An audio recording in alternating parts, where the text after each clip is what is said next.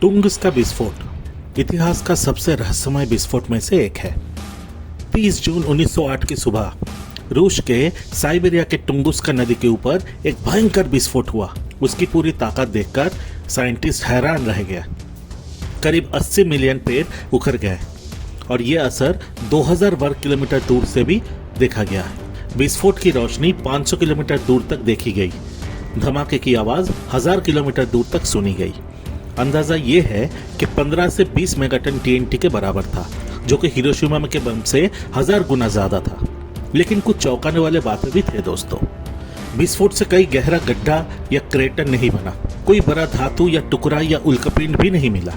इसलिए यह हादसा एक 100 साल से पुराना रहस्य बन के रह गया है। वैज्ञानिक ने कुछ तथ्य दिया है, जैसे तथ्य 1, यूएफओ यानी एलियन का बड़ा विस्फोट।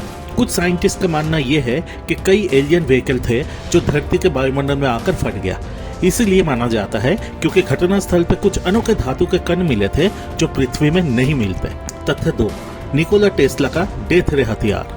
कुछ साइंटिस्ट के अनुसार वैज्ञानिक निकोला टेस्ला न्यूयॉर्क से अपना विद्युत आधारित डेथ रे का परीक्षण किया था, जो गलती से साइबेरिया में पहुंच गया और वही विस्फोट हो गया। और तथ्य 3, धूमकेतु या उल्का हवा में फट गया। विज्ञान आज भी कहता है कि ये एक एयरबर्स्ट यानी वायुमंडल में फटने वाला कोई उल्का था और इसका व्यास 50 से 60 मीटर थी और ये हवा में फट गया, इसलिए कोई गड्ढा नहीं बना।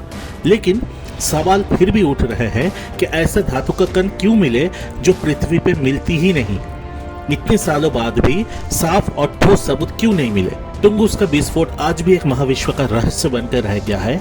यह प्रकृति का कोई अनोखी उल्का आंचलिक घटना थी या सच में यह एलियन का कोई गुप्त संदेश था? आप अपना कमेंट कर बताइए।